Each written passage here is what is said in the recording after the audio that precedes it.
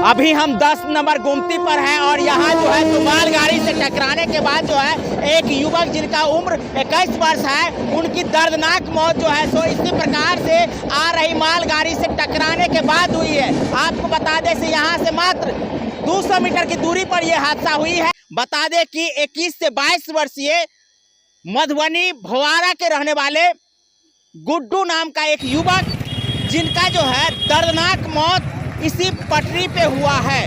आज करीब 3 बजे उनका दर्दनाक मौत जो है सो मालगाड़ी से टकराने के बाद हुई है। अभी डेड बॉडी जो है सो पोस्टमार्टम के लिए मधुबनी सदर हॉस्पिटल ले जाया जा रहा है, जो आप देख सकते हैं। आपको बता दें कि आए दिन यहाँ इस प्रकार की घटना घटती रहती है। यहाँ जो कुछ प्रत्यक्षदर्शी रहे हैं उन लोगों से जानकारी लेते हैं कि आखिर मामला क्या था। आपको बता दें कि मधुबनी में रेल हादसे में एक 21 वर्षीय युवक की दर्दनाक मौत हुई है और इसको लेकर के आप देख सकते हैं यहाँ काफी भीड़ बनी हुई है। बता दें कि घटना के लगभग 2-2.5 घंटे के बाद जो है सो यहाँ प्रशासन पहुँचते हैं। उसके बाद जो है सो डेड बॉडी को पोस्टमार्टम करवाने के लिए सदर हॉस्पिटल भेजा जाता है।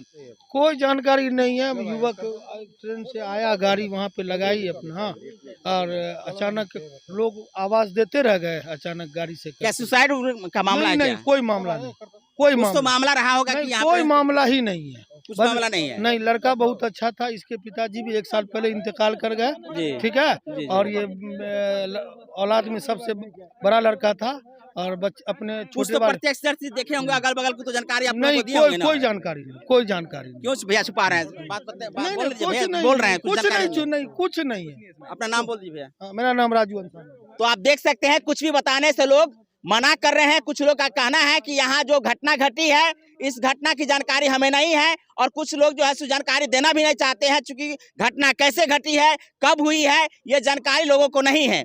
स्थानीय लोग जो यहाँ देखे हैं वो भी यहाँ कैमरा के सामने आकर के बोलना पसंद नहीं कर पा रहे हैं। जो भी कारण हो, यहाँ जो घटना घटी है बहुत ही दर्दनाक घटना है।